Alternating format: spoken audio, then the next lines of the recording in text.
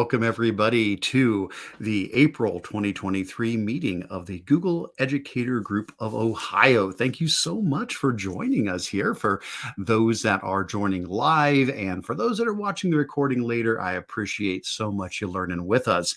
Real quick introduction. This is a monthly meeting, typically most months, where we take a look at everything new in Google from the last month. We share Google tips and tricks. We answer questions relating to using Google tools in school.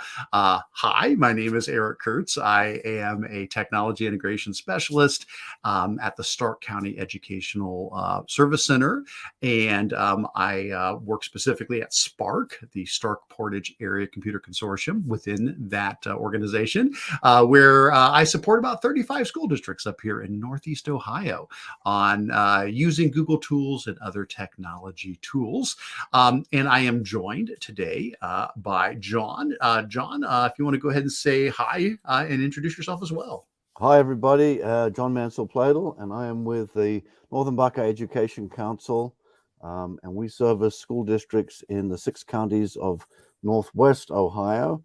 And it's good to be here for our April meeting. And I'm sorry I can't turn my camera on. I tried, and it's not working. So plan B is you're just going to have to hear me comment on some things and try and help Eric out with the chat.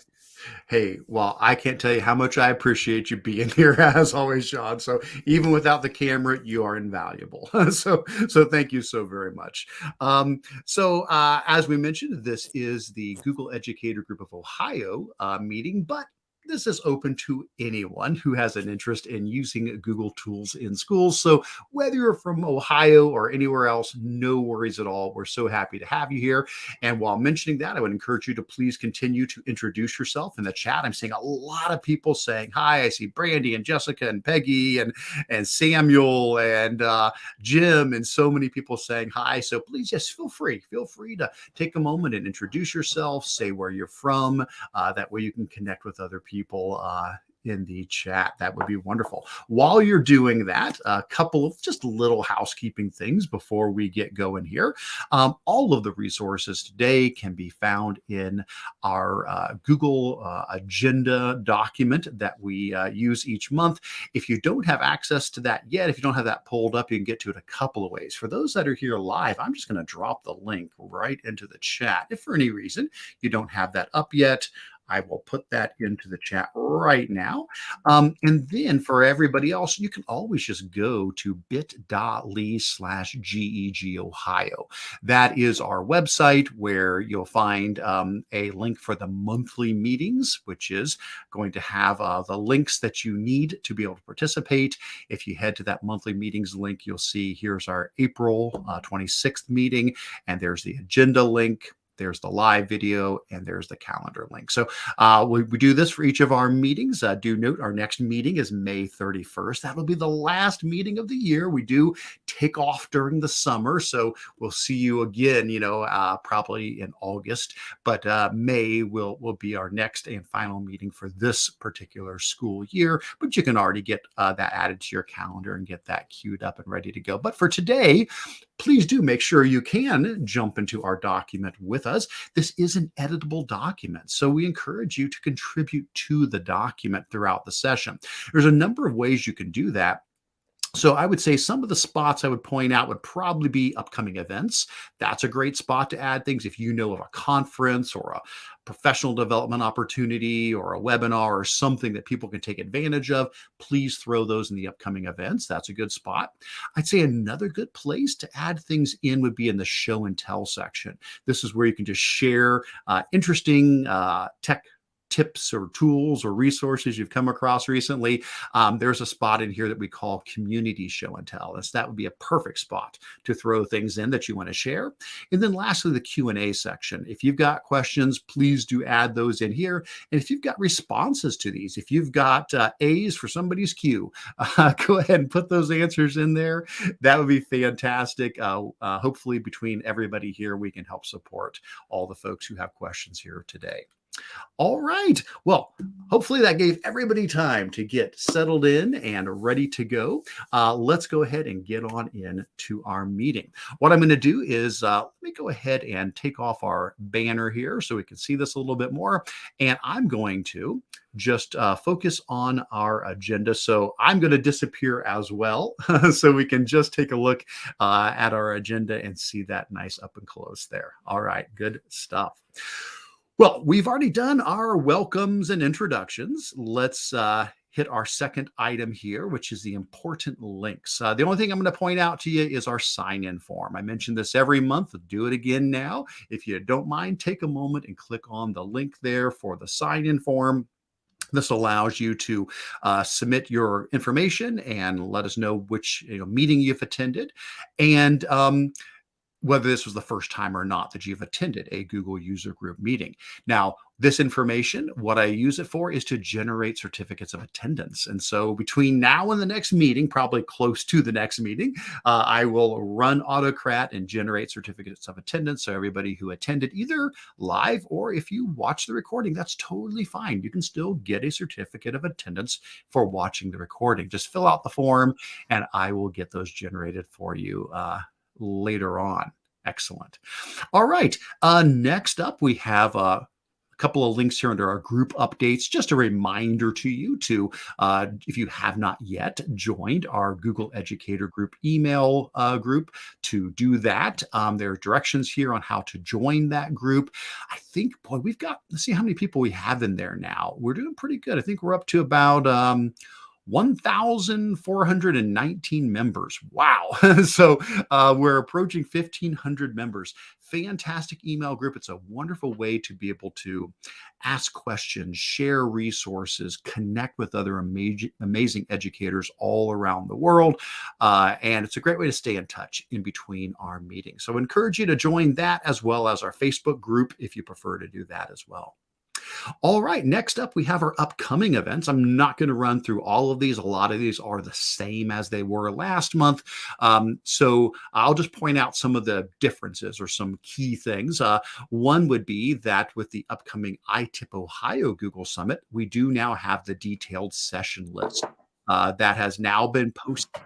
So if you follow that link, that'll take you out to the session list page where you'll see the Monday pre-conference, the Tuesday conference full day, and the Wednesday full day of sessions. And my goodness, there's some amazing people that are going to be presenting at the iTip Ohio Summit.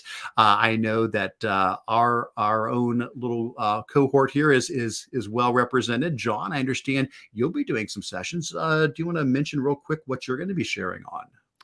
I've got one session on using Chromebooks with Clever and in the kindergarten through second grade classrooms. And we've been using that for a couple of years with the district. And I kind of go through what we learned along the way about using touchscreen Chromebooks with young students and really how effective that program has been. And then I have a second session and I'm going to be talking about my other full-time job that I have, which is the Ohio Learning Community. Yes. And introducing the courses that are available for educators that we're going to keep going through the summer and into the fall. And so for our Ohio educators that are on the call, don't forget that there are free courses and you can get graduate credit. Oh, that's fantastic. Well, that is great, John. And I see that our one of our other co-leaders, Stephanie Howell, who's not able to be with us today, will be doing a session with Dan and Molly. Love Dan and Molly. And this one's called Waffle EDU. So I'm very curious. I hope they have waffles. I really hope there's waffles at the session. I'm suddenly hungry. But yes, so many wonderful people. My great friend and colleague, Matt Mays. I see Matt is going to be there as well. And I mean, goodness, I could just mention so many people. Dan's doing sessions. John's coming down from Michigan. So really, really excited about this. I'll be doing quite a few sessions as well. I do have a blog post from earlier with the sessions that I'll be doing, kind of pulled out into a blog post I did. So I will be doing a pre-conference session on YouTube. And then on May 16th, I've got the privilege of doing a keynote session followed by sessions on lots of different topics that I'm excited to be sharing with you guys. And we're recording the sessions, Eric. Do you know if they're going to be available? I'm sure that people outside of Ohio will be able to get access to those videos. Do you know anything about that? I don't. Yes, you are correct. The sessions are being recorded. The way that this particular summit works is even though we'll be presenting the sessions live, they're also asking us to pre-record our sessions. So we're doing the sessions twice. We're doing the sessions live in person, and we're doing a pre-recording of them so that folks who are not attending live, people who are doing the virtual option for the conference, they'll have access to all of the recordings. I'm not sure what's involved in that. I apologize. I don't know, but I'm sure if you head out to the website, there'll be information on how to register for a virtual option if you're not able to attend in person, which would mean, yes, you would be able to attend and participate no matter where you are in the world. And I think that's a fantastic option. I'm so happy that iTip is providing that option for people. Good stuff. All right. Other than that, I'd say most of this we did mention last time. I didn't have this in last time, so I'll say this real quick. If you're attending ISTE coming up at the end of June, I do have a ISTE sharing document. I created this months ago, but as we're getting closer to ISTE, I think I'll start mentioning it a little bit more. I tend to like to do one of these sharing documents for any large conference that I'm attending, just because it's easy to miss out on opportunities, and it's a great way to be able to connect with people. And so if you are going to ISTE, I would encourage you to use this link I've got in here to our sharing document. This allows you to be able to say, hey, yeah, I'm attending, and you can fill in your information as much as you want. I mean, don't feel obligated to share more than you want to, but like, hey, I'm going to be attending. If you're doing sessions, you can be like, yep, here's the sessions I'm doing, and here's resources on them. And then we've got other things like, do you know of any mixers or events or meetups? This section will explode as we get closer to ISTE, because there'll be so many vendor meetups and events and mixers and stuff. That's a great way to find out what to do, what to plug into in the evenings. And then just a section on, things to do while you're in Philly, or questions people might have, and just a nice way to be able to all work together and collaboratively prepare for the ISTE conference. So do take advantage of that. And I guess the last thing I'll mention, a couple quick things. The Spark conference, we have closed the call for proposals, which means I am now working on going through all of those. We had over 100 proposals, and they were fantastic. So I'm going to be working on building the schedule. If you have not yet, though, registered to attend the conference, I would encourage you to do that. This is a both in-person and virtual conference, so you're good either way. If you are able to come to our offices in person on the day of July 18th for the conference, great. If you can't attend live, that's okay. We'll be streaming the sessions live. We'll also be recording them and it is a free conference. So as it always has been in the past. So that another great way, no matter where you're from, do consider signing up for that conference so we can keep you in the loop on everything there.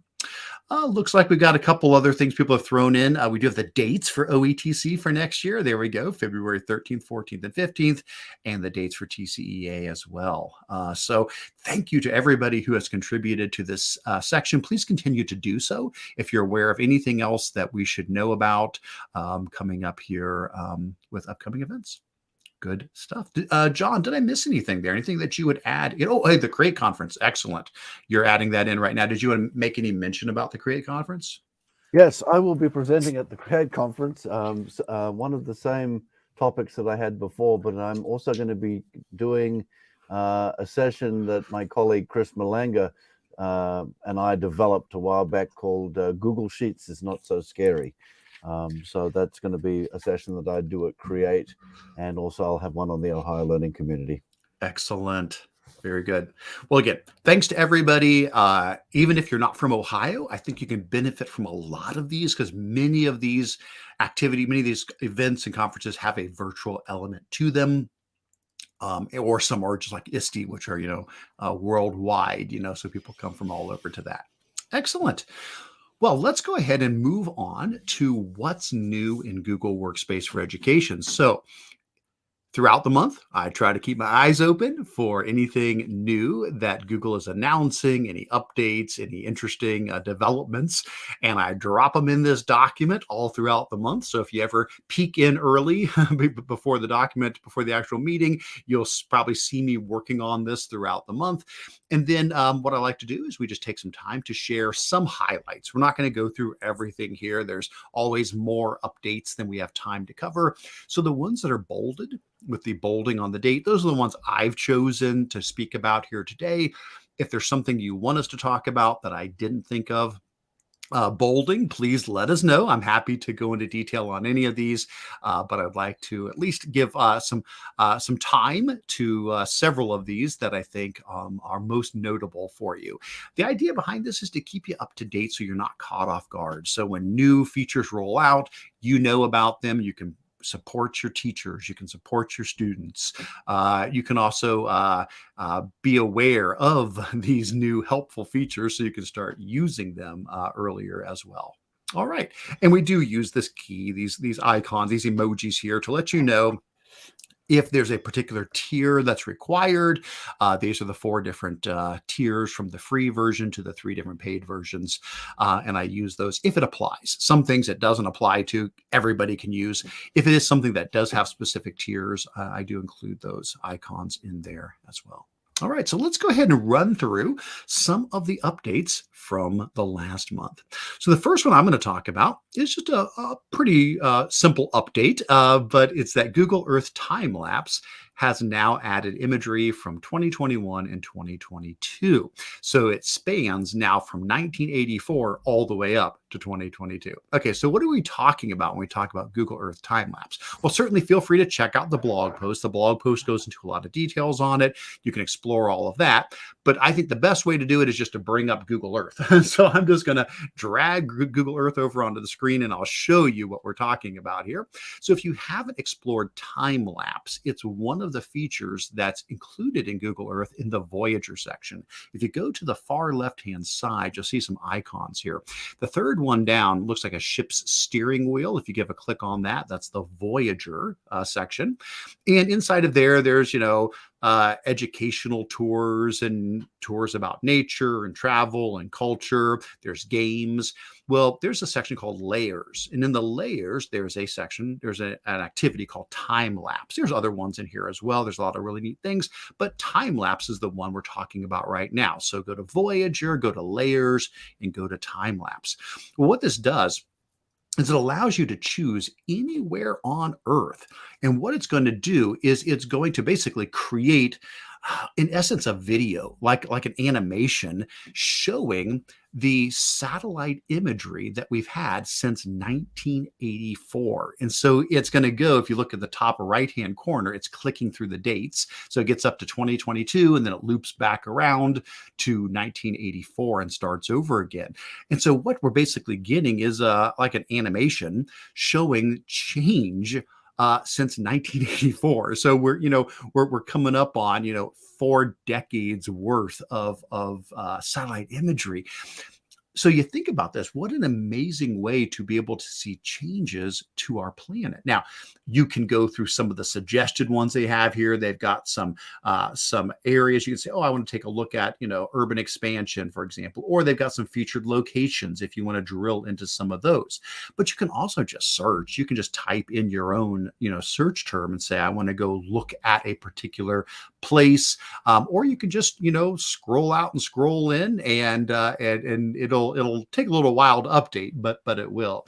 I think the example that I show a lot of times, let me see, under urban expansion, yes, the Las Vegas one, I think, is usually a pretty clear example of this. And again, it takes a moment or so to load in, because if it may need to go a couple passes through before it gets all of the imagery pulled in, because that's a lot of data that it's pulling in. But if you take a look at this, we can now see from 1984, here's Vegas, and you can just watch it grow.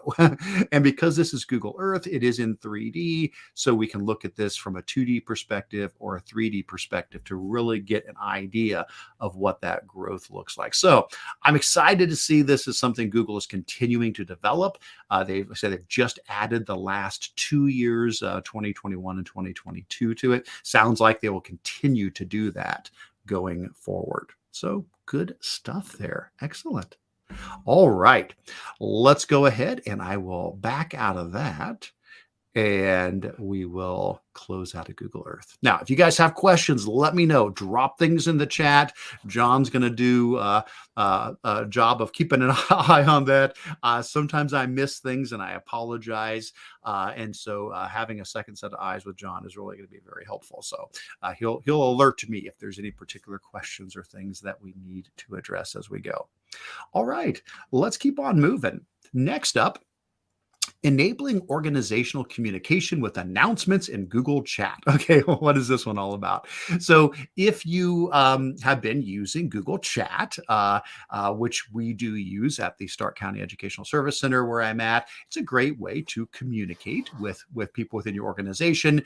One of the features of chat is the ability to create spaces. You create a space, and then that space can have, a number, however many people that you want to belong to that space. And then that's a great spot to go to have communication.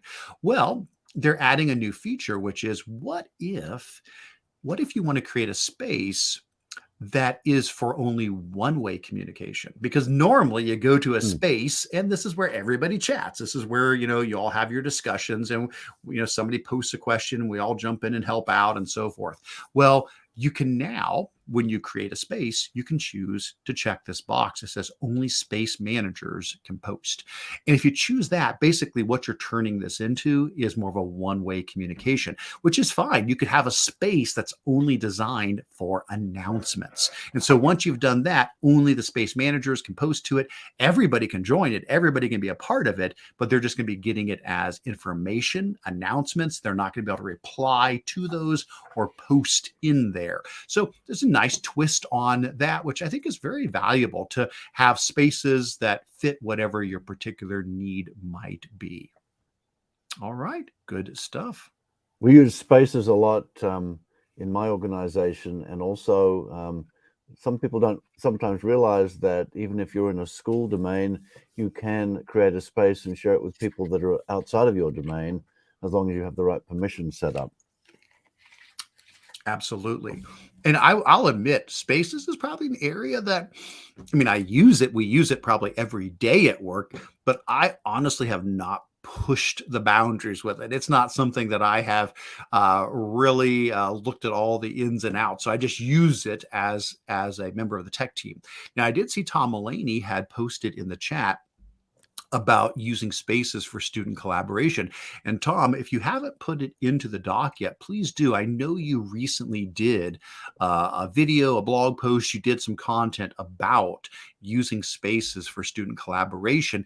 And so if you want to, Tom, if you even want to drop that in under the community show and tell, please feel free to do so. But I do recall you sharing that recently. Oh, there it is. Okay, hey, you're on it. There it is. So yeah, real world collaboration involves chat apps such as Slack. Why not try Google Chat Spaces with students to let them practice collaboration? So Tom always shares such great stuff, and I do recall you sharing that in the last a week or so. And there we go. There's the blog. If I had a wish list item for spaces, it would be the ability to search for things that you wrote in there, because once the thread gets long, it can become difficult to find something that you wrote before. All right. Well, and again, this is great. I see not only does Tom have his blog post, but he's got some embedded videos, which Tom always does a really great job with his video tutorials. They're nice and short and to the point, and cover the content very well. So thank you for sharing. Erin Fisher says that she would like folders for the shared file organization. I do like that. If you share a file in the thread, it then puts it into the files area. I think we used it when we were at a conference. I Yeah. don't remember which one it was. It might have been iTip last year. I think it was iTip last year. Yes, we did. Well, it's certainly an area that is growing. It seems like every month there is something about spaces, something about chat that we are sharing. So Google is, I'm glad to see that they've sort of focused in on this, because if there's a complaint over the last decade related to communication tools and Google, it's that they've had so many different communication tools, from, Google Plus to, the regular Google Chat to Duo to, I'm going to forget half of them. There've been so many. And sometimes you feel like, well, which one am I supposed to use? I feel like there's just too many choices here for communication. I mean, we had Hangouts on Air, then we had Hangouts, then Meet. So I think, we've got Meet has, definitely become the video solution of choice from Google, and then Chat and Spaces. That is, everything is really focusing in on that as well. So that's good. All right. Well, again, thank you for all the great comments in the chat. Let's keep on moving. So next up, Google Bard has now a new experiment updates changelog to let you know what's new with it.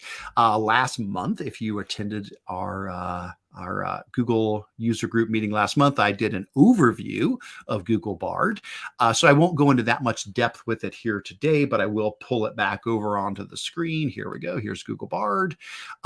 What is new is they have added this updates section over here on the left. And so by clicking that, what it does is it just kind of takes you to a page where you can see, okay, what's new, what has been happening with Google Bard all in one place. So you can see, like, since our last meeting in March, they've got some updates, including the fact that, they've got the updates page, which is great. They've added additional suggested search topics when you click the Google It button when using Bard. They've updated Bard with better math and logic capabilities.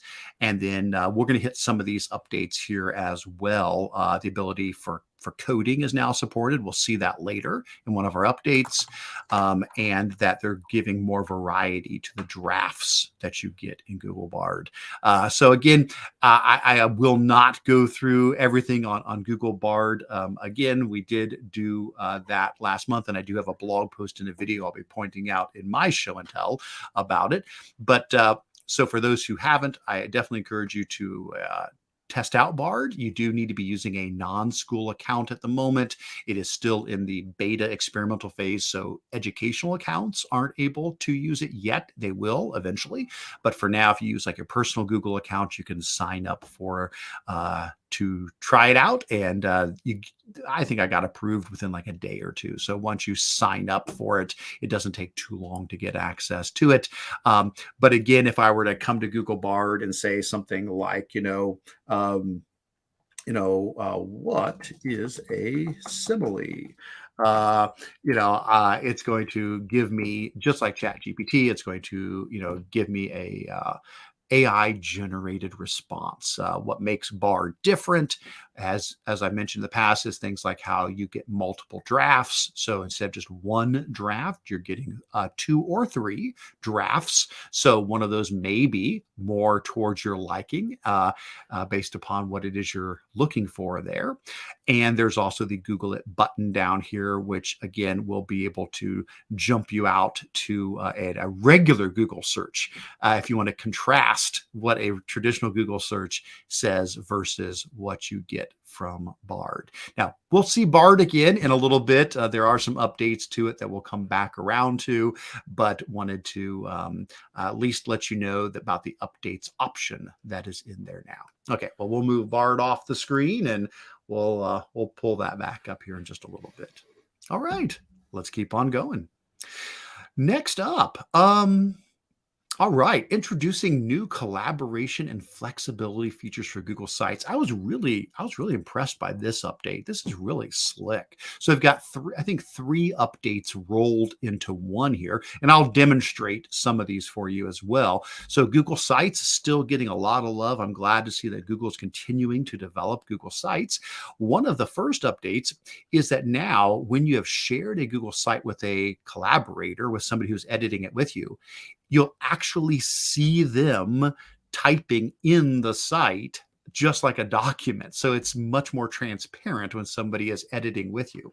So let's try that out. Let me pull over a demo site. This is not like a real site. This is just one I use when I'm doing like trainings, and it's just got a lot of little placeholders and things like that just to kind of demonstrate some things in sites. So let's say I've got this site and I've shared it with one of my other accounts. So this is my Google Trainer account, and then the green, anything in green is my Google Trainer account. Anything in blue is my Spark account. Anything in red is my personal account. That I kind of keep them straight that way a little bit, so I know which account I'm looking at faster. But if I come here and I say, oh, I'm going to work on this, I'm going to edit this. Well, if I come in here, notice as soon as I clicked in here to start editing this, I can see over here on the other screen, oh my goodness, yeah, I can tell that Eric is in here and he's working on this. So if I were to say, you know what, whoops, I just lost my screen there. Let's pull that back over. There we go. If I were to say, well, this needs to be updated. I've been in education for 31 years, not 30. And so I could take out that. And as I'm doing that, you're seeing over here, I'm seeing the live change in that. So I really like that, because if you're doing collaborative web work, this is so much more transparent as to who's working on it and who's making changes to it while you're right in there live with them. So I thought that was really nice to see that feature. Let's see what else. There was a couple other things that they were mentioning as being new. Another one is the ability to set the page width. They're calling it a page frame in that blog post, but here you're seeing it called the width. So if you customize your template, this is not something you're going to see with the traditional template, but if you go into here and you say themes, and you say, I want to do a custom theme, if you want to add a custom theme, once you do that, one of the things you're able to do is adjust the width. Normal, wide, or full screen. And not only can you adjust the width of your page, but you can also change the color of the frame around it. As you adjust the width, if you make your page thinner or wider, you can adjust the color, and that will control what shows to the left and right of your page as well. And then the last thing, button alignment, which is cool. When you add buttons in, the buttons now can shrink to the size of the text, not to the size of the section they're in. So instead of being like, okay, this button is gonna fill the entire section, it can now be set so that it is, it's just going to be the size of the text, which is nice. It takes up a bit less room there. So happy to see those. Those are some great updates. And I'm going to have way too many tabs open. I always do. I'll keep closing those out as we go. All right, next up, practice sets in Google Classroom are now generally available, and an update has been rolled out, which is that teachers can now share practice sets with other teachers in their domain, within their domain. So with practice sets, my goodness, it's been a while, hasn't it? Here's my original post from quite a while back on this. I think, when was this? This was March of 2022. So over a year ago, we started getting beta access to practice sets. So you can check out, I've got a video here, and as well as an interview with Taryn Sullivan from the practice sets team at Google. And then I go through the general gist of using practice sets. Well, now it is no longer a beta thing. Keep in mind, it is part of the paid versions of Google Classroom. So this would be the plus version or the teaching and learning upgrade. So either of those two does include practice sets in Google Classroom. But what's new first of all, it's no longer in beta. So anybody who has those tiers will have access to practice sets, but also the ability to share. So I'll just show you real quick what that looks like. I'll just pull up, I think I've already got Google Classroom up on another screen. I'll pull that over here for you. There we go. So here's my Google Classroom. These, again, these are not real classes. These are just, trainings and things that I do. But notice there's now a link for practice sets. And if I go to the little menu, there's also a practice sets link over here. Either way, you can get into practice sets. And now if I go into my practice sets, and we will not turn this into a practice sets instruction, section. Unless you guys if you have questions, feel free to ask them. If I can answer, I'll be happy to do so. But yes, so here is where I would build my practice set for the students to work on. What's new is under the share. We've got this little share button up here now. And if you have sharing turned on, if you turn on the sharing option, you'll get an option to copy a link. And you can now give that link to anybody who's in your Google Workspace domain who is a verified teacher. So if they're verified as a teacher inside of Google Classroom, they'll be able to click that link, and then they could preview your practice set, and then they can make a copy of it.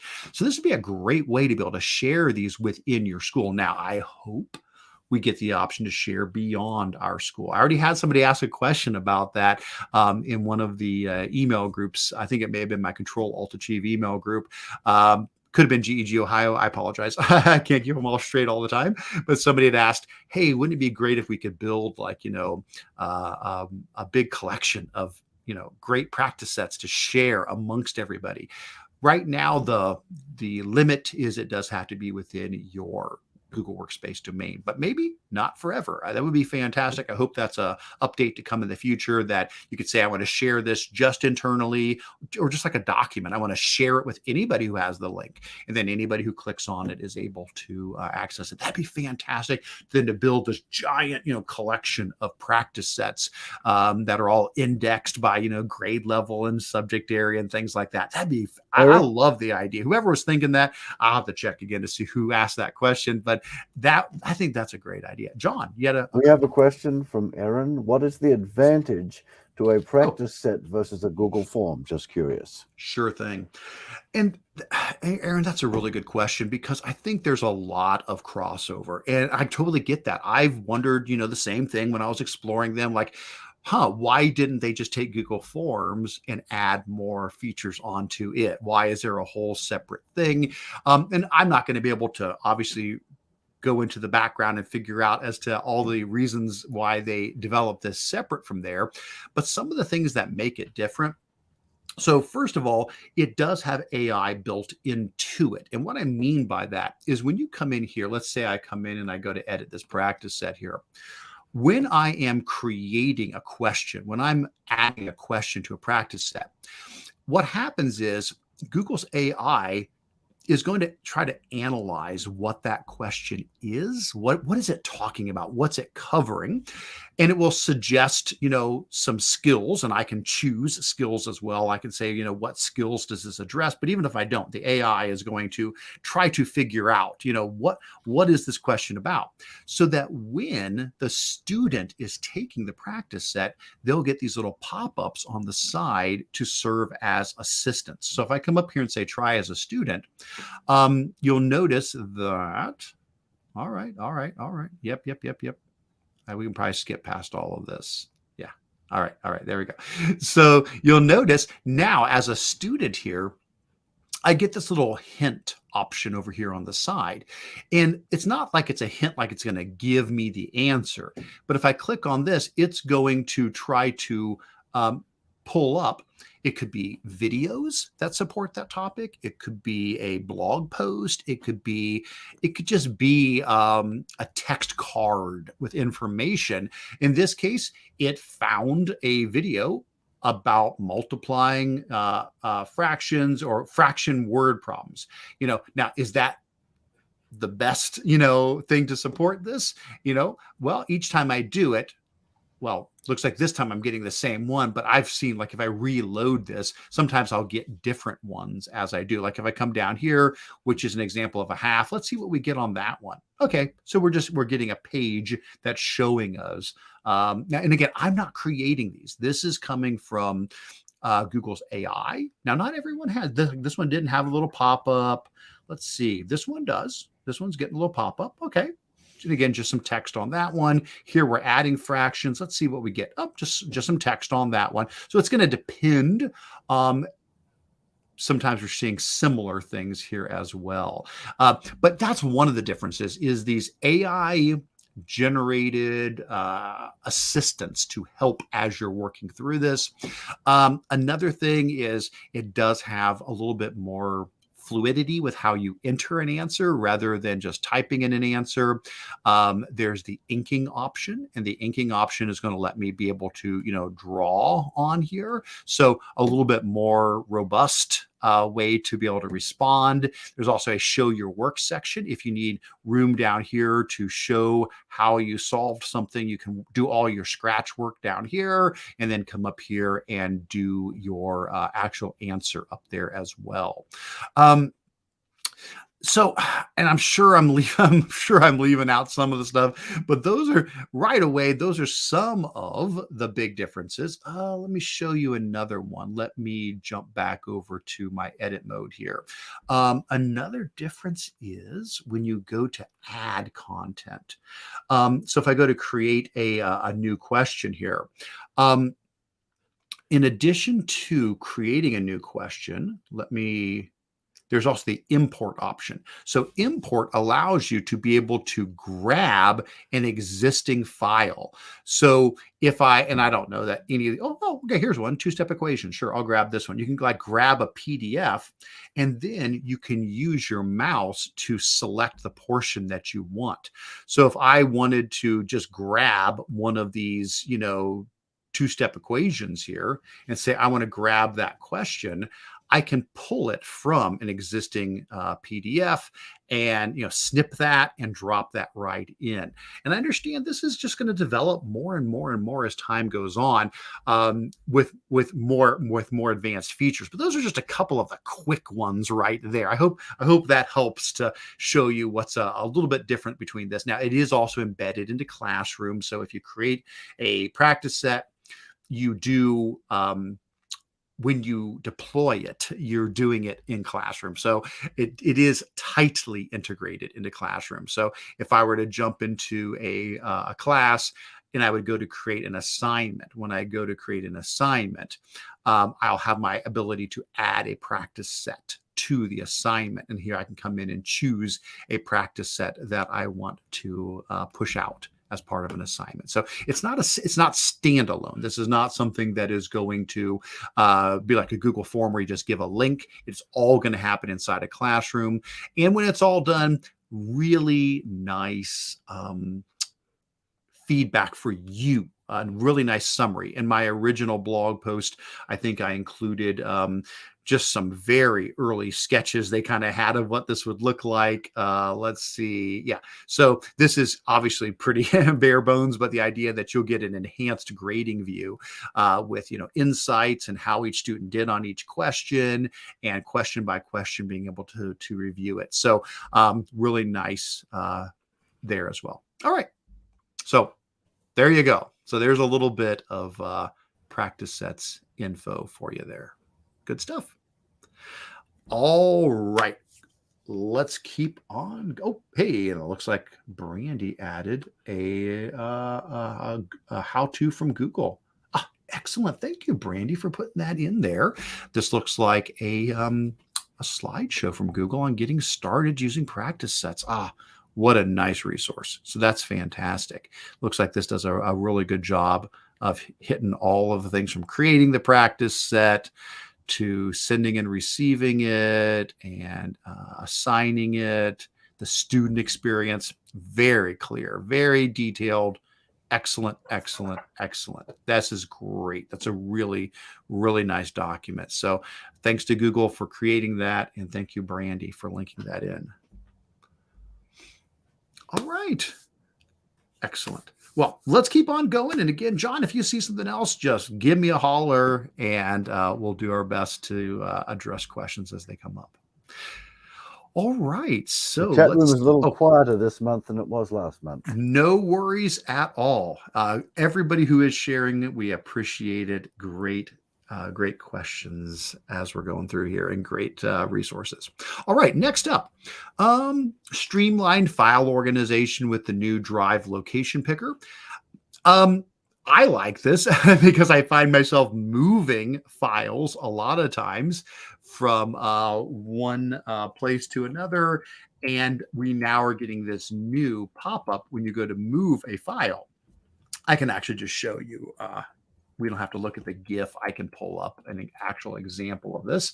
Let me grab my drive. Here we go. So like here is the GEG Ohio agenda for next month. It's blank. I mean, it's mostly blank right now, but it's in the correct location. But let's say I'm in Drive and I come in here and I want to move a file. So if I select my file and I say I want to move this, click the Move To option, we now get a much more robust pop-up. It used to just be, okay, you could start moving up and down the file tree, through your directories.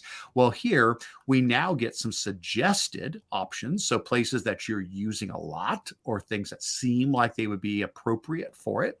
Starred locations. Now, I've not starred any folders, but this would be great. If there's like a folder I use a lot, I could star it, and then it's always going to be there. So I can boom, boom, boom, boom, move things into that folder. I can just use all a lot, locations. Eric. What's that? I use the starred feature a lot.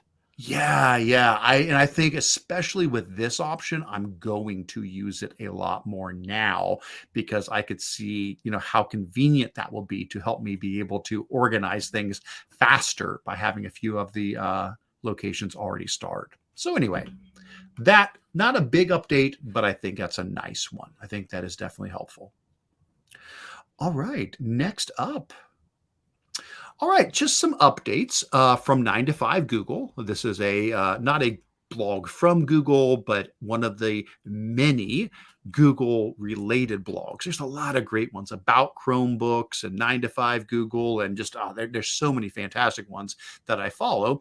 Well, 9 to 5 Google did a nice update on some of the up-and-coming AI tools that Google is working on. Now, I don't know when we're going to see these, and they basically saying, listen, this is all just what's cooking right now. So these are some things that are cooking. And so they include a number of things in here. One is called Magi, and you can follow that link to get the whole detail on that. Magi is basically the idea of Google trying to put AI inside of search. Because right now, you noticed I could go to Bard, or I could run a Google search. And Magi, the idea is to put them together so that while you're searching, you can, much like Microsoft Edge does with the Bing AI-powered search now that you have with ChatGPT and Bing working together there. So Magi is going to do that. Then they mentioned GIFI as being or GIFI, or I'm not sure. We'll have to all argue about how this is pronounced, I guess. But they're developing GIFI, and that's going to generate AI images in Google image results. So if I go to Google Images and I'm searching for a picture and I can't quite find a picture that is working for me, from Google Images, I'll be able to generate AI images as well. Now, again, Microsoft has done something similar. If you go to bing.com/create, that is their image generator. So very similar to that. We've also seen that we're going to have a similar generator built right into slides. That's not new. They mentioned that a month and a half ago or so, that in slides, you'll be able to generate images right inside the slides if you need an AI generated image for what you're working on in slides. Other little AI things, let's see. Searchalong, a chatbot in Google Chrome to let you ask questions while browsing the web. Again, I sound like a broken record, very similar to what Microsoft has done in Edge. If you're inside of Edge, there's a little search option on the right-hand side to open up a panel so that you can chat with the AI while you are on a web page. Looks like this is going to be similar to that, just built right into Chrome. So you'll have a Bard powered AI chatbot inside of Chrome at all times. And there's just a few other little things here. Tivoli Tutor to help you learn new languages through AI conversations, and on and on and on and on. Another tool to search for music through a conversation, another tool to let people use Google Earth's mapping technology with AI. So let's just say everything's AI. Everything is coming up AI. So these are just a couple of little hints of some things to keep an eye out for as what is coming here shortly. Seeing a lot of people comment in the chat along those lines as well. Kristen said she tried out Copilot AI and was very amazed by that. That's awesome. Yeah, absolutely. Yeah, you can't turn around without seeing an AI-powered feature in pretty much everything now. So this is to be expected. We're going to see more and more and more and more of this as time goes on. All right. Good stuff. All right, let's keep on moving. And let's see what we have next here. Next up, a little update to Google Meet, but certainly a welcome one. This is neat. If you are in a Google Meet and for whatever reason you decide that there is a particular video feed that you don't want to see, you as a viewer can say don't watch for that particular video feed. So if I were to come here, looks like they're using Alexander as an example. If I were to click on his three dots next to his name in the people list, I could say don't watch, and it could turn off his video feed. Now, only for me as the viewer. This has no effect on the actual person, and it has no effect on anybody else. Everybody else can still see them. This is just for the end user. So maybe, it's just too distracting. I can understand that. Maybe somebody's like, I'm a little overwhelmed. I don't want to see all of this happening. I just want to see a couple of people. They could say, don't watch for the ones that they're finding to be too distracting during a call. Again, this is much like closed captions. You're the only one that sees the difference. When you turn on closed captioning, nobody else sees it. It's just you. Same thing here with Google Meet. And let's see what other updates. I think we're getting closer to the end of them here. What's up next? Co-presenting Google Slides in Google Meet. Now, this one, I don't have access to it yet, so I can't show you this one, but I can show you the main gist of it. So, for example, if I were to fire up a Google Meet, I don't know if I can, let's see if I can do a Meet and my StreamYard at the same time. We'll try it out. We'll see what happens. So here we go. Pulling up Google Meet. And hey, there I am. Awesome. So that did work. So let's say I'm in a Google Meet and I have a presentation. So let me, on a different screen, I'll have a presentation. Here's my slideshow on Google Tools to support all learners. So let's say that's on another screen here, and I go to present, and I say I want to present a tab.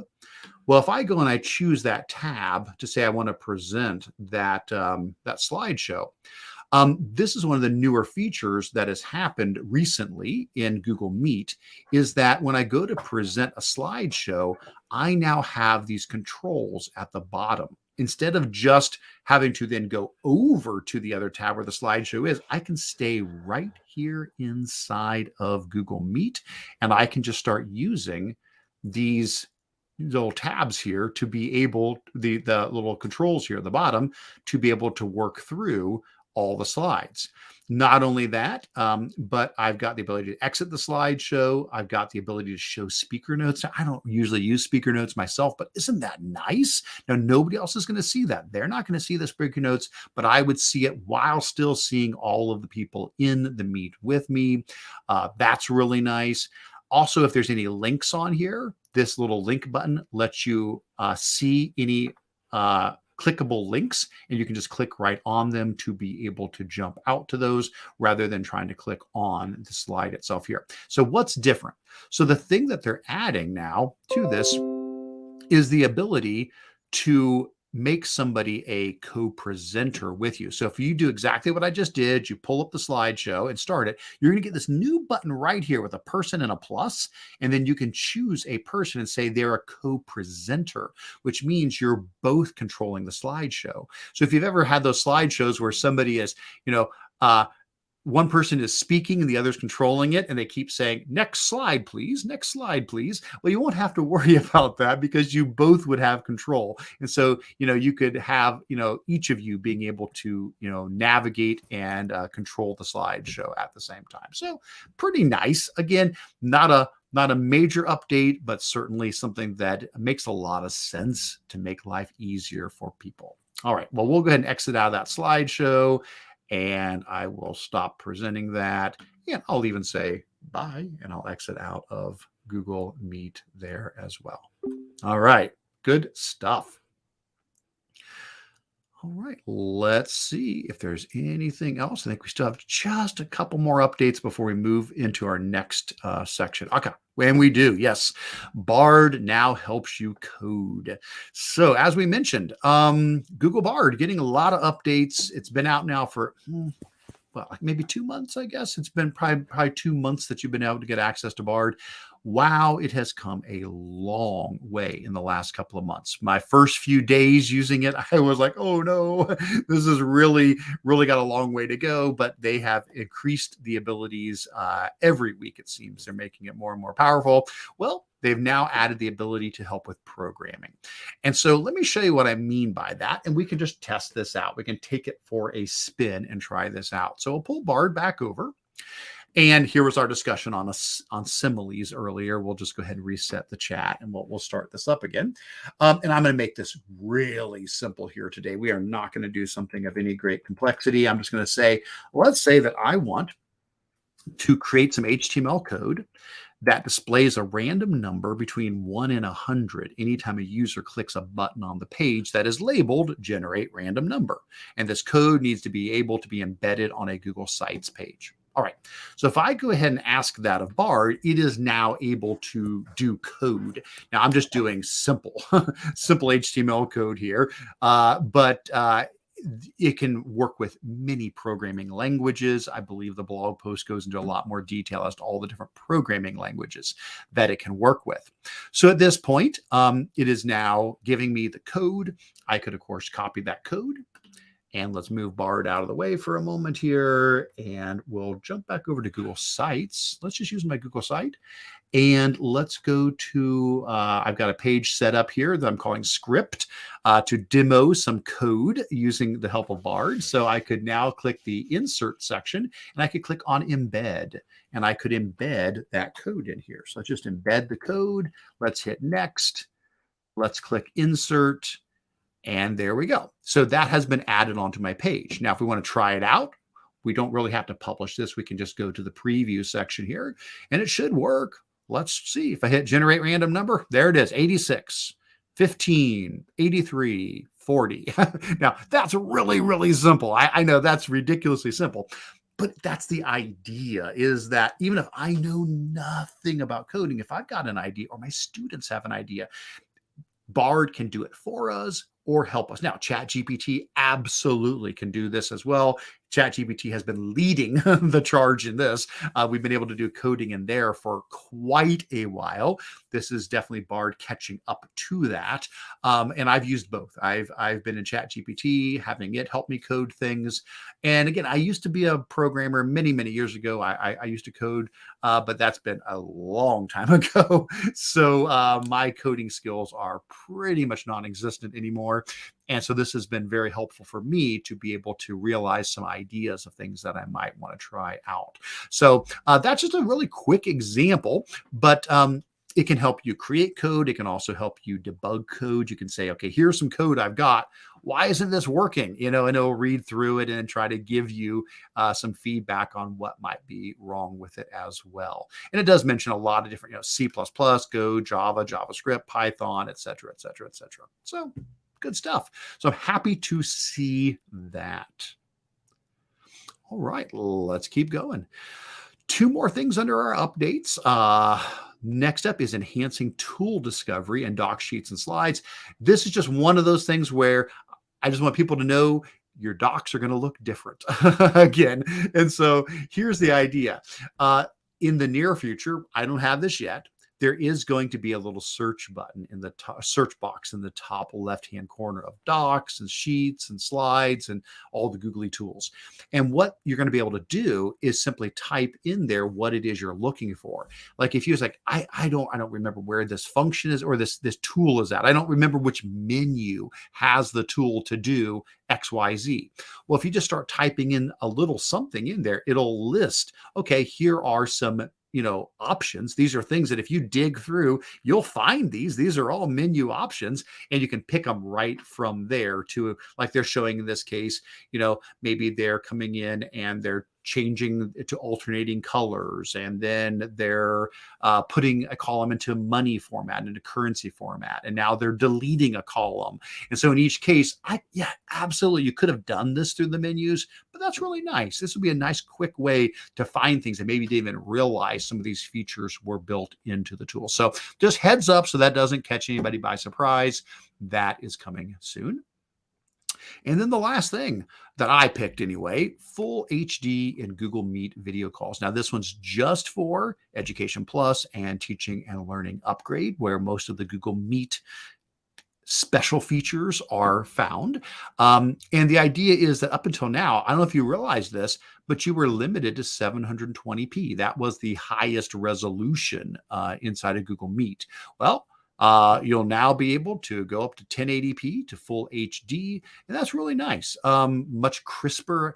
I've noticed, like when I've done trainings, if it's been in Google Meet and I'm doing a training on Google Sheets or something like that, sometimes I watch the video back later. It's like, that's a little grainy. That's a little hard to see. So being able to display, to record, to broadcast at 1080p will make playback later especially helpful for somebody who's watching like the recorded YouTube video of it, to be able to see all the details that you are presenting. All right, folks. So that gets us to the end of that section. We are going to move into show and tell and Q&A next. But let's just take a little break, a little breather there, and see, are there any questions, comments? John, did I miss anything? Had you noticed anything in the chat as far as what's new in Google Workspace that we should chat about? I think that you have piqued people's interest in coding and how they might be able to use that. And I think your example of using Google Sites and embedding something like a timer or a random picker or something like that in a Google site could actually be something that even a regular teacher that didn't know much about HTML that could accomplish with the help of AI. And I think that's a really interesting idea. Absolutely. And I want to give credit to Tony Vincent for the inspiration for that. I could probably find it. It was probably one of our early, I'm sure I included this in one of our earlier meetings, but he did a great blog post about using ChatGPT for this. But of course you could use Bard for it now for creating interactive educational games and activities for students. If I did a very quick search for Tony, I might be able to find it fast enough here. Maybe. Let's see. Yep, there it is. All right. So here we go. So I'll go, I can drop this in as an extra link in here. Tony did a blog post back in February where he had the idea he wanted to create a game where it filled in a bar with a random amount of color, and your job was to guess the percentage. That's really great. That's a really good estimation game. What percentage of this bar has been filled in. And so he just worked with ChatGPT back and forth and pasted it into a Google site. And here it is. Here's his Google site with it in there. Again, you try to estimate, that looks like about 6%. and the correct answer was 3. So I was off by 3. And then, as you keep going here, maybe that one's about 7%. That one was 6%. Okay. You get the idea. As I go here, I'm going to be guessing the percentage. And after 10 rounds, it adds up my score, and I want the lowest score possible. The score I get each round is how far off I was. So at the end of 10 rounds, it'll say this was your final score. So you want to be as close as possible. This is fantastic. This is a great example of one that, again, AI helped Tony in coding that. So I'll grab that, and I'll just put that as an example next to this one. Since Bard can help you code, we'll just say Tony Vincent's example. Make sure I don't mess up your name there. And I know he's using ChatGPT, but the same concept can be applied to this, even though, he was using a different tool for it. But so credit to Tony for inspiring me to go down that sort of a path there. I did see a question somebody was asking about, does Bard save the responses that it gives you like this? And the answer is no. Thank you for asking that. It does not. If you are to compare this against ChatGPT, if I go to ChatGPT, then yes, I'm going to have a history of every conversation I've had down the side, and I could click on any one of these, and then it's going to still have that conversation saved. Whereas with Bard, if I go into Bard activity, it's just a list of the prompts I've asked. It is not giving me the actual conversation. Once I leave this conversation, all I have a record of is the prompt. I'd have to re-ask it. I hope that changes. I hope the Bard activity continues to develop, because I would much rather have it be something like ChatGPT, where I'm not just seeing the question, but I can just pick up that. I want to go back into the conversation and pick it up and continue it afterwards. But yes, right now you would have to hit copy to copy the code, or come down here to copy the entire message from Bard there. Yeah. I agree, Eric, that the power of interacting with AI comes from being able to iterate and make it better, and having that transcript of what you've done before to work with is infinitely better. I do like ChatGPT that you can do that. All right. Good stuff. All right. Let's move this back out of the way. And I did see, I thought there was so there was a couple of comments in there. Comment over here. Brandy said Goo GPT is now GPT Go. If you haven't tried it, you should. It combines Google search with ChatGPT responses with no login or sign up required. So let's see. So it's gptgo.ai. So if I'm understanding this right, Brandy is saying this is a Google search that is also using ChatGPT responses here. So if I were to, I guess, run a search here, I wonder what would be a good thing to search on to show this as an example here. I'm not sure. What do you suggest, John? What should we search for here? I don't know. Let's say how to write a resume. I am not looking for a new job. I just was picking something random there to use as an example. If anybody is thinking for a moment, that is not the case. So there you go. So we're getting a Google search down the left-hand side, and then we're getting a ChatGPT response on the right. This reminds me of Microsoft's implementation with... Without a doubt. Yeah. Yes. Yeah. So like if I pull up Edge, so here's Edge. Yeah. Right. If we pull up Edge and we go to Bing, you're right. If I come here and I run a search, how to write a resume, then, I get the option over here. Where's it at? Oh, I'm missing it at the moment. Yeah, I'm doing something wrong there. Right-hand corner there, I think. Yeah, no, that's my, yeah. Here's the chat. There it is. Sorry. There it is. There's the chat. And so, yes, I could have a direct chat with it, but I also, yeah, You it can get took that that to it show took up in that the question. right-hand I toolbar, remember, I think. yeah, it used to do it on the right too, but yes, now I click the chat and it's going to jump back and forth between the two. I guess maybe there's a way to view it side by side, but yeah, if I go to search, there's the search. If I go to chat, there's the That's chat interesting. conversation. They made that change in the last week.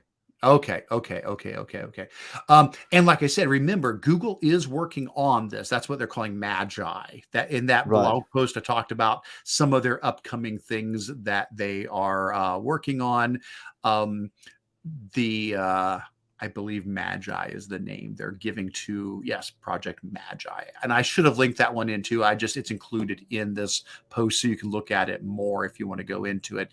The idea of how Google is going to combine Google search with Bard AI into one cohesive search experience. Well, Brandy, thank you. That's slick. I mean, Yeah, what a that's a nice nice tip. way to have that right there side by side. Very nice. Eric, there were some comments in the chat, and it was more to do with changes to Google Drive, and that the preview button was now gone from the top. Was one of the things, and I had a comment I noticed, and I don't know if you covered it last month and I missed it, but it looks like the Explore, the little star-shaped icon for the Explore button is now gone from Docs and Slides. It's still there in Sheets, but you can still find it in the Tools menu, but it's no longer down the bottom. I saw a lot of communication about that in the email discussion groups. Right, if I go to Tools and Explore, there's the Explore tool on the side, but it used to be there was just a very friendly, easy to click on option there to be able to pull that up. Not sure what that means. If that means that we're looking at, the eventual AI integration of Bard into Docs, and is it going to be more of a Bard tab that pops up or something like that? Yeah. Or it might be able to generate images on the fly for you rather than search for them with the Explore tool. Well, and they have I mean, yeah, absolutely. I mean, that is what was shown. If you haven't, if you go back to last month's agenda, there's a link to all of that. So I believe it was March's agenda. There's a blog post that we included from Google, which was might have been this one, then a new era of AI. Maybe that was the one it was. There's a really nice video in it. And there it is. Yes. So this video goes through showing a lot of the things to come. And it includes, like we said, generating images inside of Google Slides, auto generating images, audio, and video in Slides. That's crazy. And so, yes, I could just be part of that. Could be part of that would make sense. That they're prepping for some of the changes as to how this is all going to work. Now, for what it's worth, I do have trusted tester access to some of these tools. I'm not going to demonstrate them today. I'm not sure what I'm allowed to demonstrate. Don't want to get a knock on my door all of a sudden. But Bard, I do not on this account, on my personal account. If I'm inside of Google Docs, I now have a help me write button that opens up Bard AI inside of Docs and Gmail as well. So I've been playing with that and really enjoying having it built right in. So, so that is going to probably be some of the first things we see, since they're having several of us beta test it right now. But to have AI built right into Docs and to Gmail probably are the first ones that are going to be out of the gate before they move on to some of the other ones. All right. Well, let's go ahead and move on, and then we can always circle back around if we need to, but let's move on to our show and tell. So during show and tell, the idea is to share anything cool that we've come across recently related to educational technology, probably googly mostly, but hey, ed tech in general, totally fine. I've got a section of some things that I'll share. Stephanie and Sarah were not able to be with us today, so as always, I will highly encourage you to sign up for Stephanie's Google group and to sign up for Sarah's Tech You Can Do weekly newsletter. They both share out fantastic resources. If you haven't joined those, please do. But then John will be able to share some things, and then we'll also take a look at what is being shared from our community. So if you've got something to share, add a bullet point, get in here and add some more stuff. We've already got some great stuff in here, so please do continue to add to this. John, why don't you go ahead and start us out with what you wanted to share about Photopea? Yeah, so I don't know if you've come across Photopea before, but it's, as far as I can see, they don't charge for it. There's no pricing You are option. correct. It is free. Yes. And if you ever have the need to edit a Photoshop file, which is a PSD file, and I did have the need to do that for somebody that didn't have Photoshop, but it was a multi-layered document, we were able to open it up and get to the get to all of the layers, and we were able to, it was a template that we used for creating website buttons that I made for one of our districts many years ago. Yes. And they don't have Photoshop, so it was just a one-off use of that. But it's got integrations with Google Drive, so you can see there that you can save things into and open things up from Google Drive, also Dropbox and some of those other cloud storage places. It's just something to add to your toolbox if you have a particular need to edit something. It's got some templates in there for anybody that's curious about working with graphics files. I imagine it's got some of the same features in it that you can get with Canva, but again, the price is right, and so I wanted just to throw it out there as something that if people are into photo editing, they're looking for multi-layered documents or editing existing Photoshop files, here's a tool for you. And John, I appreciate you mentioning that. This is definitely one that I have used in the past. It's one that I've recommended as well. So you're right on the money with that. Photopea, great because it is free and it's web-based and very powerful. It's got lots of editing features built into it.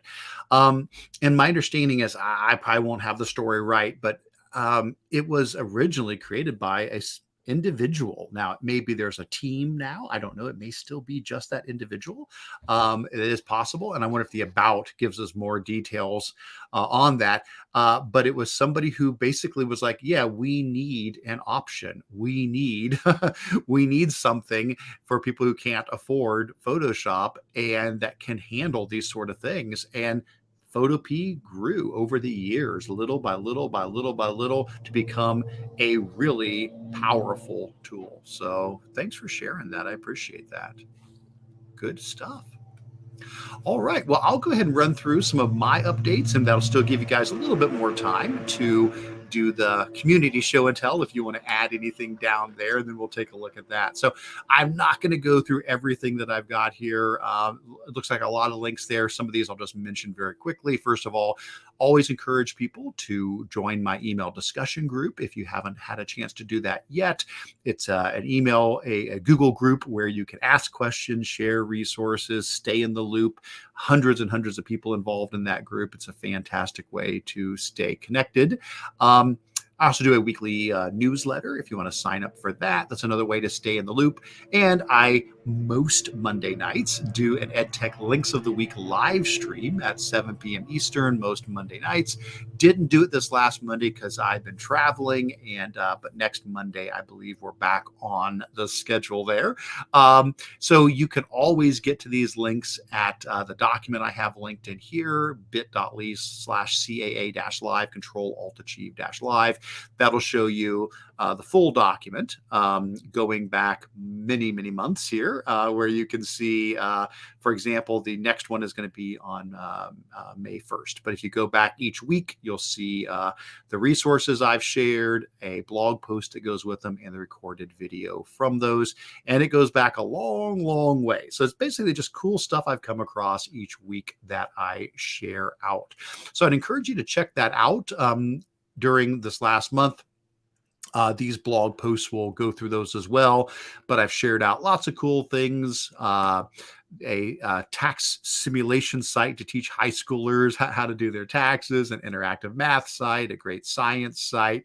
Gave a shout out to Fig Jam, which I know Tom has done some great videos on that. A new RSS reader that I've been using in place of Feedly called InnoReader, an AI tool called Poe, which will let you create your own chatbots, QuestionWell, which is an AI generating tool to create assessment questions. Gave a shout out to Schoollytics, which is fantastic for getting more data on your students in Google Classroom, and so on. So all of those are linked in. I encourage you to check those out. But what if I actually shared on my blog recently? Just a couple things. I did get a chance to be on a few podcasts recently. One of them has posted, and so this one is from the Adventures in Tech podcast. Great guys. Typically, it's hosted by Andrew and Dan. Dan wasn't available that particular episode, so it was Andrew and John who were the hosts. We had a great conversation about ed tech philosophy and how to stay up to date on ed tech. We talked a lot about AI and education.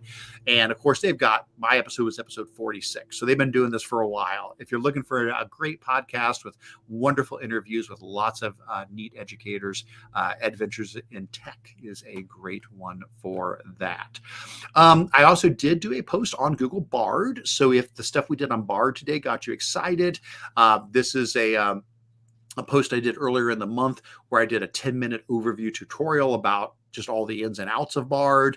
But then what I really did was, in addition to just, okay, here's how it works, and here's the buttons, and here's all that stuff, I tried to spend some time also talking about, well, how could we use this as educators? And I know this is, just scratching the surface here, but I included, just some ideas like generating DOK level questions, or making writing starters, or creating rubrics, or writing emails, and on down the line there.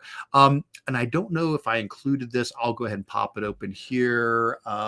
It's in that blog post, but I'll just add it into here as well, just so we have quick access to it. Eric's AI in Education doc. So this is a document that will continue to develop because it is, if I could type, that would probably be very helpful. Let's see, let me copy that link and let me put it in here. Here we go. Copy that link and I'll drop that in here. So this is a document that will continue to develop over time. It's my kind of home base for all of my resources that I'm collecting on using AI in education.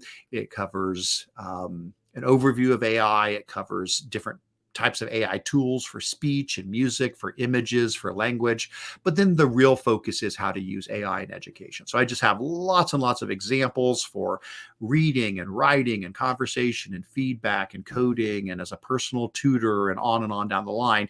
And I try for each one of these to include like actual copies of my conversation with, ChatGPT or Bard. So if you click on any one of these, it'll take you out to a document where you can see, okay, this was the conversation I had. Here's how I prompted it. And this is our conversation. In this case, I was doing one on having the AI be a character from a book or a historical figure or something. And so I gave it a role to play, and then I conducted an interview with that particular character. So anyway, please feel free to take advantage of that document. I will continue to add to that forever because this one's going to be evolving a lot over time. So definitely do check out the Google Bard overview and the associated resources.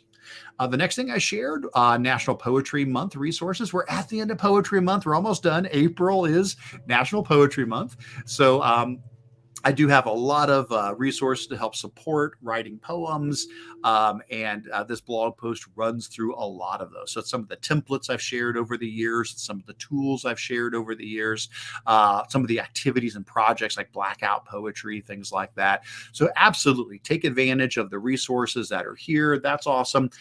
But I know we're probably down to, I don't know if there's enough days for you still to do it, but if you haven't done it yet and still meant to, Book Creator is running a poetry competition all month long, and I get to be one of the judges for it. So I do have a link here to the Book Creator page that talks about that poetry competition through the end of the month. Looks like April 30th is the deadline. So as of this recording, you got 4 more days. They've got categories for ages 4 to 11 and 12 to 18. And I look forward to being a judge along with Matthew Friday on that. We will be reading through some of the we're reading through the finalists that they provide to us to select the winners for that. So good stuff there. Let me clean up a couple of these tabs. Again, I'm going to get way too many things open. So why don't we just clean all those up?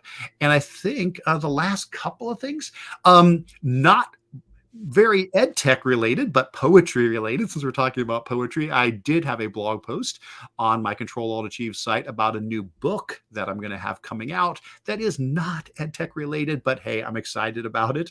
I love to write poetry, and one thing I love to do is write humorous poetry for my grandkids.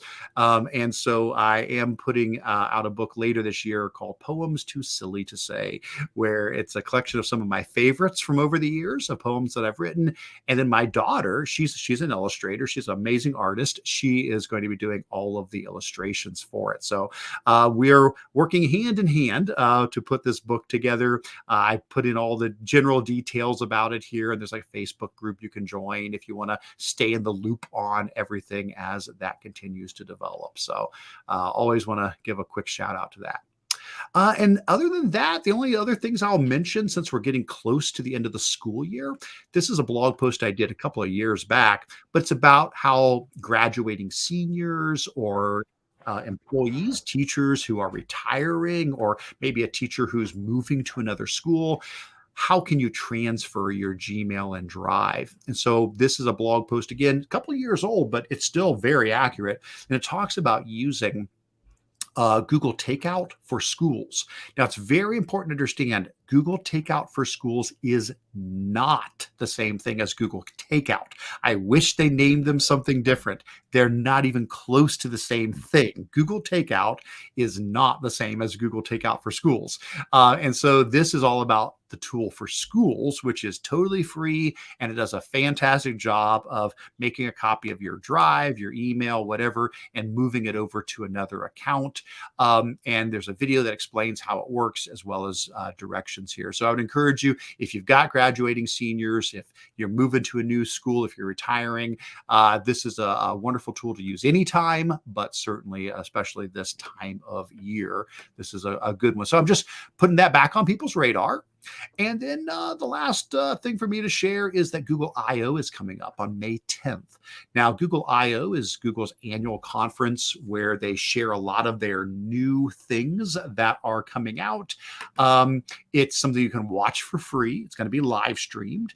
I always try to catch the keynote at least. It's usually about an hour, hour and a half, 2-hour long keynote where they cover lots of new things that are on the horizon with Google. So if you want to get a sneak peek at like everything new that's coming out, in the next year, I/O is typically where Google shows their biggest and best. And so it's going to be very AI heavy this year. May 10th is the date for that. Again, you can just watch it, live. You can watch the recordings afterwards, but I always look forward to that. So that's it for my stuff. Let's take a look at our community show and tell, and then that'll bring us to our Q&A. So if you still have some questions to ask or things to put in there, please feel free to continue to do that. We'll get to the Q&A after this, but let's see, under community show and tell, let's see what we got. I've not had a chance to look at these, so some of these may catch me by surprise here. Let's see. Not sure if this goes here, but if you want your name to go on a map of who is turning in for the live broadcast, fill out this Google form. Okay, cool. I don't know who added this, but that's cool. So I think I made the suggestion earlier on in the meeting, and then somebody said, "Yeah, I can do that." And I think all right, might be Jessica. So give the city and state, or the city and country. Okay. So I'm actually in Medina, Ohio. So I'm a little intrigued, Eric, as to how she's going to take the. I think she's going to take this data and then export it out and All put it right. into a Google map. Okay. But Well, I was wondering, maybe I'll explore the idea of seeing if you could write a script that would do that automatically from a form directly to a map. That would be cool. yeah, and you can't. I mean, you can. I don't know that you would need to use a script necessarily. So I did this with what is now Looker Studio, Oh, what used to gotcha. be Google Data Studio. I am not a Looker Studio expert at all. Like, I mean, I have a tenth of a percent of the knowledge I need to have in it. Right. I just used it enough to solve that question. Somebody, one of the groups I work with, wanted to create a map that showed all the different all the participating preschools in a particular program that we were doing. And yeah, I was able to just take a spreadsheet that had the addresses in it and link that to Looker Studio, which again, that was Google Data Studio. They just call it Looker Studio now. It's been folded in with some other tools. And yeah, it was able to create a Google map that I embedded in a Google site, and it just live pulls from that data. So I think you definitely could. It could be something where you just have a form that feeds the spreadsheet. The spreadsheet is linked to Looker Studio. That is generating a map. That live Google map is embedded in a site. And then there you go. Every time you update it, every time you refresh the page, it would show the latest version of it. Jessica is the one doing this one. So thank you, Jessica. And she says, Google Maps does it like magic. So she's going to be using Google My Maps. I love Google My Maps. It is such a nice tool. It's a great way to create customized maps and share them with people. So yes, really like that a lot. All right, good stuff. Next up, we already mentioned Tom's, but if you missed this earlier, he's got a great blog post and videos on making the most out of Google Chat, of Google Chat Spaces with your students. Here is the somebody had mentioned Copilot earlier, so we'll pop that open. I am not an expert on this, so this is not something that I'm going to be able to speak intelligently to, but it's a AI powered lesson plan creator here. I'll just sign in with Google. And this is my work account, so hopefully it plays nicely with that. And there we go. So again, this is not something I know about, so I certainly would encourage people to explore it. Looks like there's a lot of great tools here to get us started, but it looks like this is going to allow us to have a quiz builder, a lesson plan builder, handouts, writing prompts, idea generators, lots of neat stuff. All right. Another one to explore. Thank you so much. Oh, and then Conquer. Yeah. So Conquer, I've got I covered Conquer not too long ago. In one of my EdTech links of the week, and then I broke it out into its own separate blog post later. So I covered it back in February, but then I pulled that into its own little blog post here. So here is the EdTech spotlight I did on Conquer with a video clip of me talking about it and some resources to that as well. So Conquer is from the folks who make Moat. So if you're familiar with Moat, amazing company, amazing product. Conquer is their AI generated tool for creating quiz questions. But what's so nice about it is it doesn't just create the quiz questions. This is exactly perfect. Yes, it pushes them into a Google form. Yes. So basically what you can do, I think my little animated GIF will show you here. So you pick what you want the questions to be. It generates the questions for you, and then it pushes them out to a Google form. So it's just so cool. Yeah, you can do lots of different types of questions. You can provide the initial text to work from, like say, hey, this is an article the students are reading, or you can just say, no, this is 5th grade and it deals with photosynthesis or whatever the case. And you can review the questions and decide whether or not you want to keep them. You can, keep questions, you can discard questions, you can edit the questions.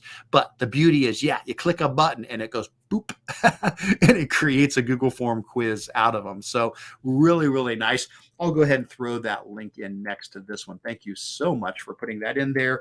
I'll just put in Eric's video and post on Conquer as well.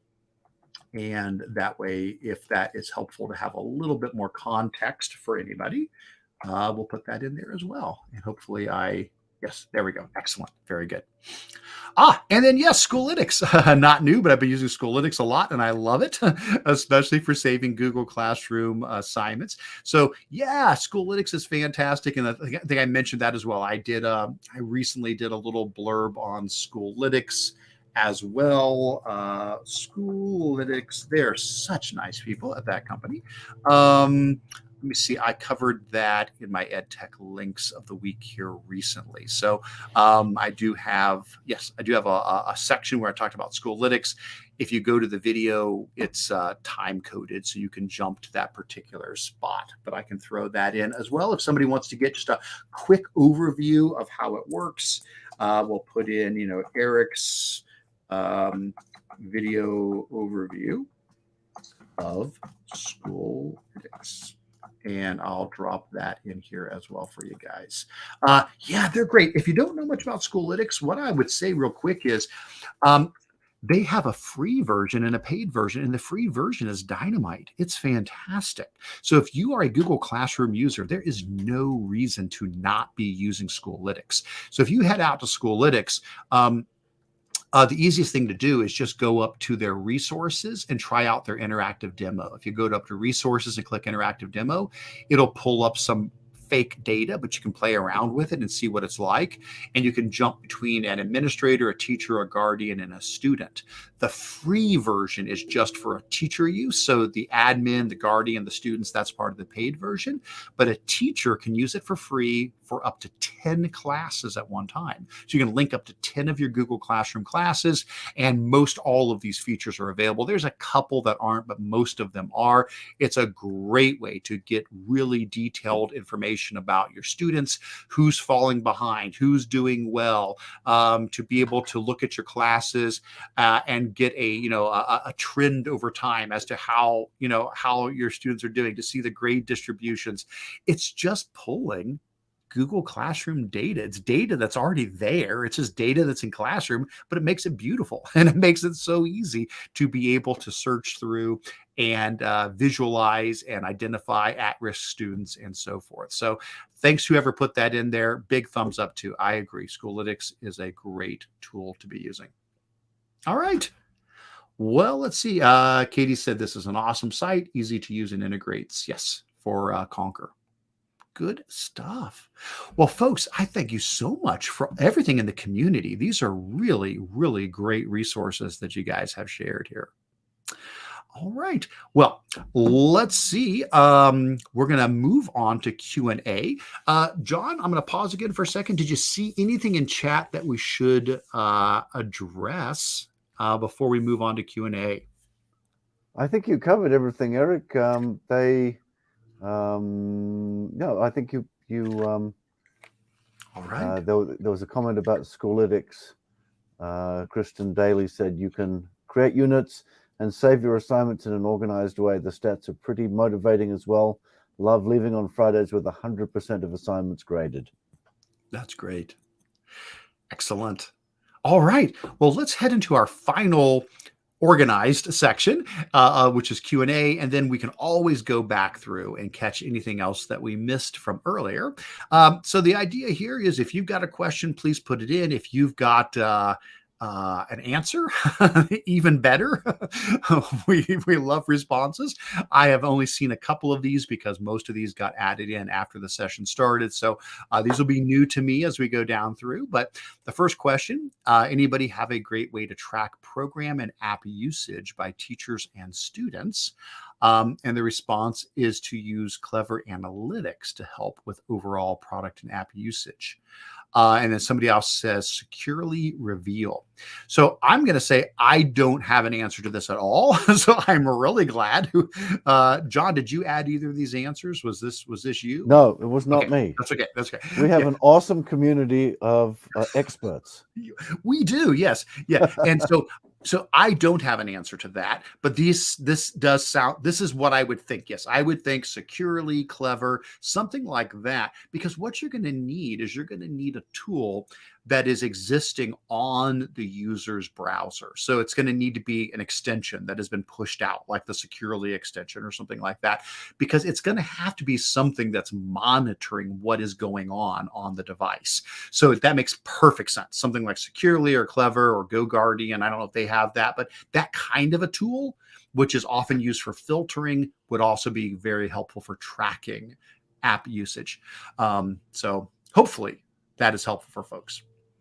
Next up, when will the custom building blocks be released in Google Docs? So this is something that was mentioned, probably if it wasn't last GEG Ohio, it was the one before. Within the last 2 months, I have mentioned this as, I think it was last month, because last month had the big list of all the updates that were coming from, what was it? I'm gonna forget now what it was. It's okay. It's no worries. But if you go back to last month, Google had their big announcement of a bunch of the new things, and I had included that here too. I did a blog post on that. It was like yes, from Bet. I couldn't remember where it was from. Why my brain just did that, but yeah, Bet, which is the EdTech conference in London. Google announced 15 updates that are coming, and I believe one of those was custom building blocks. There it is. Yes, custom building blocks. So the idea with custom building blocks is, right now, you've already got building blocks. If you're in a document, if you click insert and you click building blocks, you can add meeting notes, an email draft, a code block, product roadmap, review tracker, project assets, things like that. So you can insert these pre-made tables and things like that. Well, the idea is you'll be able to make your own. You can just basically create your own table, create your own layout, create your own format, highlight it, and just save it as a custom building block. And then anytime you need it, you can just boop, drop that right into a document. When is it coming? Coming soon. That's all we know. I'm so sorry we don't know anymore. I did put this in. This was my answer here. If you're not familiar with it, this is a really nice web page that Google provides. It's their upcoming releases page. Now, they can't put everything on this because some things, they keep secret until later. But this is a public page. Anybody can access this. This has all of the things they can share about what is coming up for release. And you can come here, you can narrow it down. You can say, I just want to look at what's new for docs. And if you look at what's new for docs, you'll see custom building blocks, and it just says in development. So at the moment, they're not giving us any more details on that. So I am not sure, but I think soon. I really do think we're talking, months, not, much longer than that. So we should see that soon. This, I'm not sure what the question was other than Google Screencasting. And so I did put this in. These are my resources on Google Screencast. I've got a resource document, a tutorial video, and a blog post that I've done on this. Google Screencast is the tool that's built right into Chromebooks that allows you to record your webcam, record your voice, record your screen. You can create, tutorial videos. You can give a speech, explain a problem, whatever you want to do with it. And it saves right to your drive. It creates a transcript to go along with the video as well. And the big update, which came out at Bet, they mentioned this, but I'm really excited about, is, let me pull it up here. Nope. There it is. The big screencast update, and we mentioned this last month, is that they're now rolling out a web player. And this is so important, because when screencasts first came out, yes, you have to use a Chromebook to make the screen recordings, but you also had to be on a Chromebook to view them. So even if you just wanted to watch the screen recording, you had to be on a Chromebook to watch it. That was very limiting. And they are in the process of rolling out a web player so that Yes, you're still going to record it on a Chromebook, but you'll be able to watch it on any kind of device. That's critical. That's so important, because if a teacher makes a screencast, maybe you don't know, will the students be watching at home, at school? Does a parent want to watch it? If a student makes a screencast and they share it with you, maybe the students have Chromebooks, but the teachers don't. Maybe you're on a Mac or a PC. Well, this is going to solve that. Now, the question was, I don't know. It just said Google Screencast ? So there you go. There's my tutorial. I've got a tutorial video that explains how to use Screencast, and a blog post, and my resource document as well. So if that's helpful, great. But if you've got a more specific question, be sure to let me know. All right, next up, is there a way to turn off the new Google Drive features when moving files? It feels like it now takes so long to move folders and files. I'm finding that I always have to start back at my drive due to the suggestions not being what I'm looking for. The new feature doesn't allow me to drag and drop into a new folder anymore, like if I'm just wanting to move a folder in a folder out and into a folder next to it. So I don't know that I've had the same experience with that. So if other people share some of this frustration, we'd love to hear from you. Turning off, no, I doubt that. I doubt that we'll be able to turn things off. If your question is, you were saying like, you want to move something. It's like, I want to move this. Let's say I want to take this, I want to move it to a new location. Yeah, there are the suggestions, but don't forget, I mean, you can always, I guess you can always go to all locations, but sounds like that's what you're doing. You're having to start from the scratch there. It's currently here. If you click there, that gets you to the old version where you can just get to your breadcrumb trail. So if you're saying, all I want to do is move it up one level and down into another, yeah, okay, I guess there's good and bad that comes with this.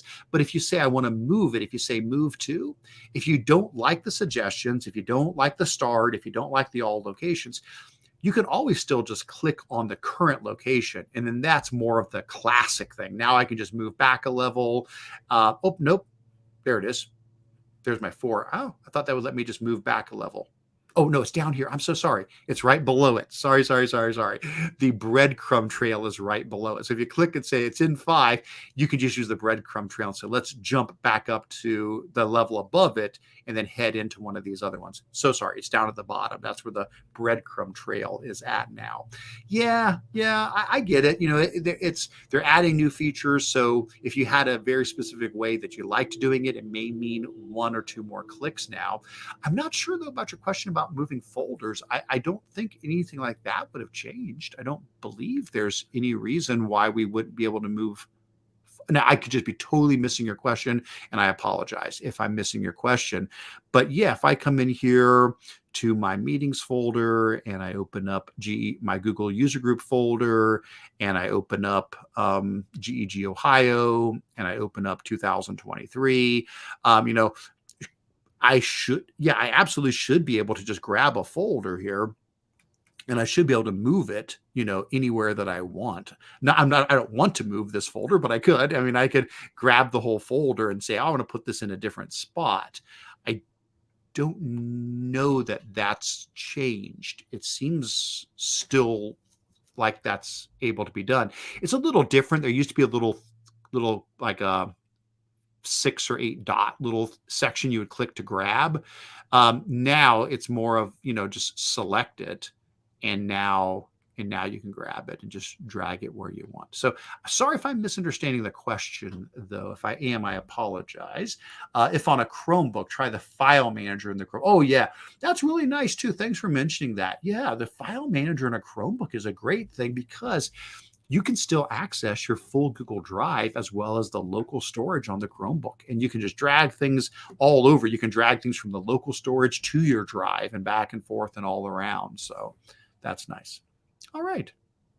Let's see. I think we already answered this one. Bard doesn't let you save a response. That is correct.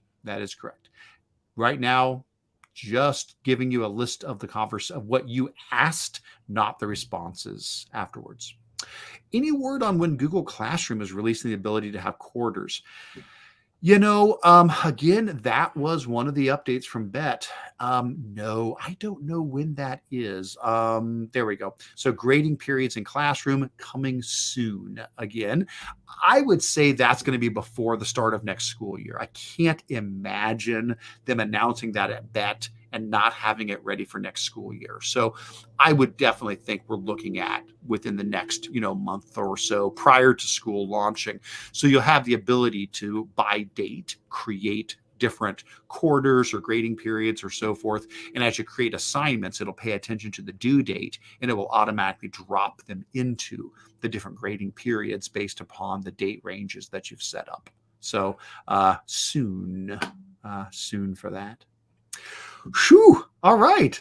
Well, that gets us to the end of our Q&A. So at this moment, we're going to do a little bit of wrap up, but then we'll take one more pass through everything. So if anybody has a question or comment, this is the time. Throw it in the chat. If there's anything you want to share, please put it in the chat or add it to the document. But as I do a general wrap up, first of all, I want to say thank you so very much for being with us here today. John and I really appreciate you taking the time to join us, to learn with us, and to share. We have learned so much from you guys. I really appreciate that. Our next meeting is going to be May 31st. You see at the bottom of the little intro there, it says May 31st. Here's the agenda doc, the YouTube link, and the calendar link for that meeting. That will be the last one for this school year, and then probably late August, we'll probably start back up again, but take a little breather there during the summer. As always, you can get to everything that we've looked at here at bit.ly/GEG Ohio. That'll get you to our website.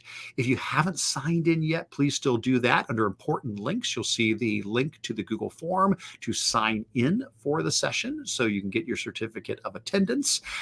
Do consider joining our GEG Ohio Google group and or Facebook group to stay connected in between. Hope to see a lot of you guys at the upcoming events that we've got here. And so let's scroll down and see, is there anything else we missed? John, did you see any questions, any comments, any other resources that got added that we missed? Looks like you had something. I just mentioned that I think it was earlier this week, or it might have been last week. The days are running together. We did a webinar for the GEG with Wakelet talking about their Sustainable Development Goals Challenge, which the challenge actually ends at the end of this month in a few days.